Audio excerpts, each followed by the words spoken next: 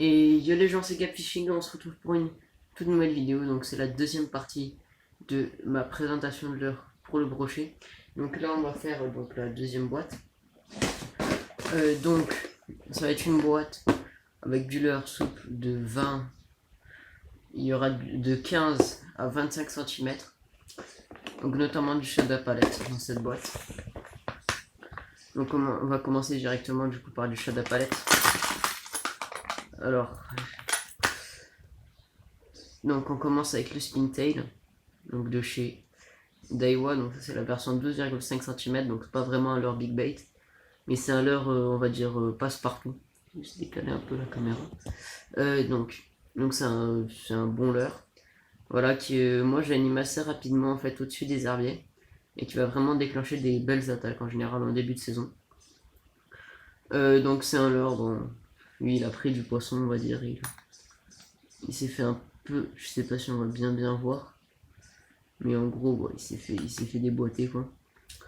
Donc c'est un très bon leurre. Moi la petite astuce que je conseille c'est de, voilà, au lieu de le laisser comme ça en fait, de rentrer votre triple dans le leurre, et vous allez voir que votre leurre nagera beaucoup mieux. Voilà.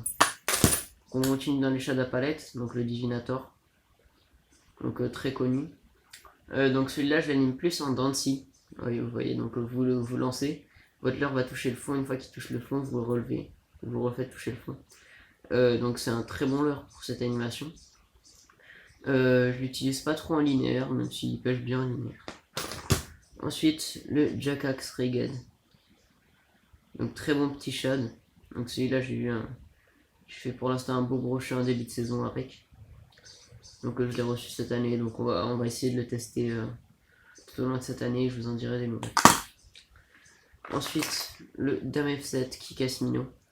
Donc alors celui-là, je l'ai acheté pour le cendre, voilà, en été. Donc il a fait déjà 2 cendres, lui.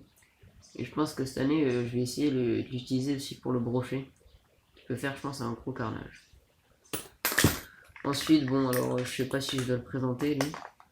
Enfin, si je dois le présenter, parce qu'il est pas très connu. Mais pour moi, c'est le meilleur leurre, quoi. Donc, le Divinator Compact, 55 grammes, 9 cm, celui-là. Si vous voulez ce leurre, c'est pour moi un super leurre à brocher. C'est-à-dire que, bon, déjà, vous allez voir lui pareil, il a fait son temps quoi.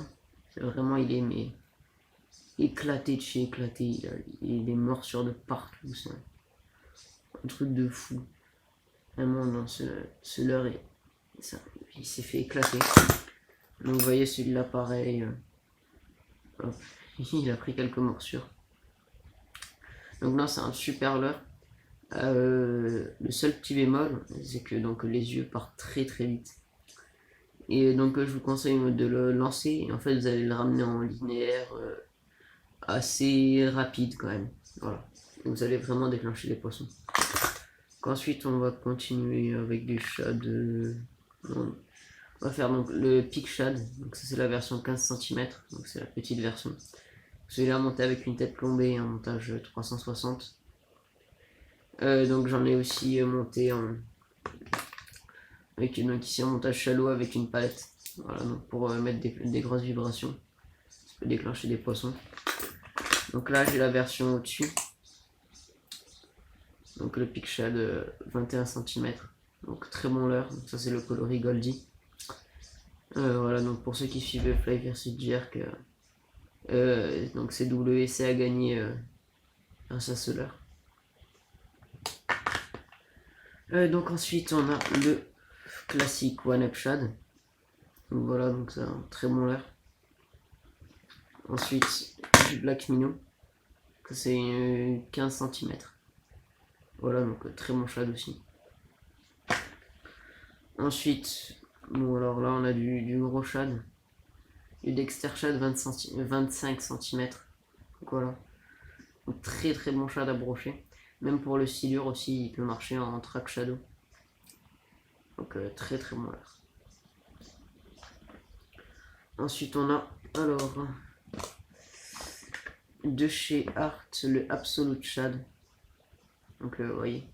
Donc je pense que lui je l'ai acheté une alternative au Nitro Shad de chez Ilex. qui est pour moi le meilleur leurre à brocher en leurre souple pour les lacs alpins. Donc je pense que ça peut être une bonne alternative. J'ai regardé la nage qui est assez bonne, donc je pense que ça peut faire du poisson. Donc j'ai juste rajouté un triple en dessous en montage 360, histoire de pas décrocher de poisson. Et voilà, donc j'ai pris aussi un coloris un peu blanc comme ça, phosphorescent. Donc la vidéo dure 5 minutes, donc je pense que je vais pouvoir faire une deuxième boîte dans la même vidéo. Donc cette boîte est finie. Donc on va faire cette boîte qui est la boîte où il y a le moins de leurre tout simplement. Donc on va commencer directement avec le Hypothèse de chez Westin, 25 cm, très très bon leurre à brocher. Et vraiment j'ai eu des très bons résultats l'année dernière avec ce leurre. Donc non, un super leurre à brocher, donc un montage shallow. Moi je mets pas de... Le leurre pèse 110 grammes, donc je mets pas de plombée à l'avant. Mais il nage très très bien. Voilà, vous pouvez pêcher avec de 0 à 2 mètres d'eau. Après, si vous voulez mettre un plomb, si vous voulez pêcher plus profond. Mais moi, je pense qu'il est très efficace quand même sans plomb. Ensuite, le Biwa Twin Pike. Un super leurre si vous pêchez dans les lacs alpins. Pareil, vraiment prenez-le. Donc les lacs alpins, moi je les pêche en gros 2 semaines par an parce que j'habite dans le sud, près du lac du Salagou. J'ai l'occasion de monter 2 semaines par an. Donc pour pêcher les lacs alpins, donc vraiment ce leurre, à chaque fois que je monte, je prends du brochet avec. Vraiment super leurre à brocher. Voilà. Ensuite on a alors celui-là, le Fat Cat. Donc je sais pas quoi dire sur ce leurre. Qui doit faire 30 cm, quelque chose comme ça, 275 grammes, c'est un leurre monstrueux qui je pense va faire du poisson. Voilà. J'attends la canne pour pouvoir le pêcher avec, parce que pour l'instant je peux pas encore pêcher avec ma canne, mais je pense que ça va pas tarder. Ensuite, je me souviens plus de son nom. Si, le Monster Evo Shad de chez Voltien, donc très bon shad aussi. Celui-là, j'ai quand même été un peu déçu parce que je l'ai utilisé et je l'ai acheté en fait pour pêcher vraiment dans les endroits chalots. Mais je me suis rendu compte qu'en fait, si vous le plombez pas, ben, il nage pas tout simplement.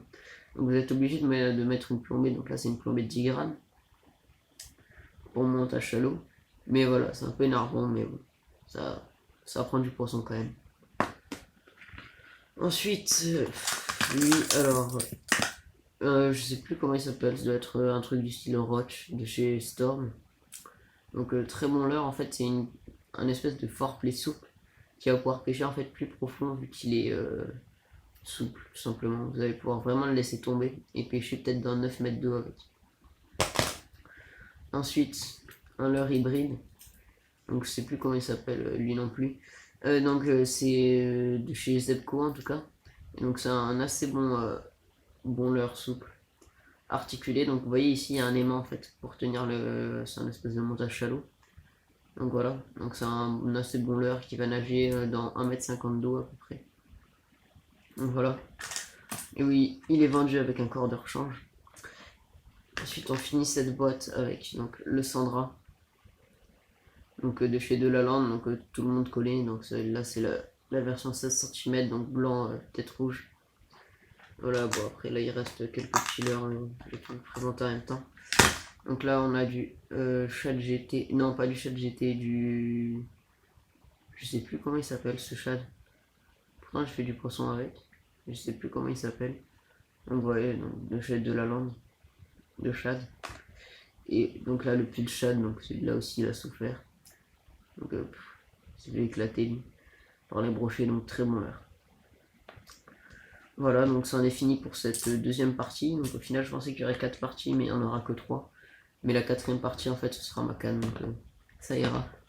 Voilà, donc je vous dis à la prochaine, portez-vous bien.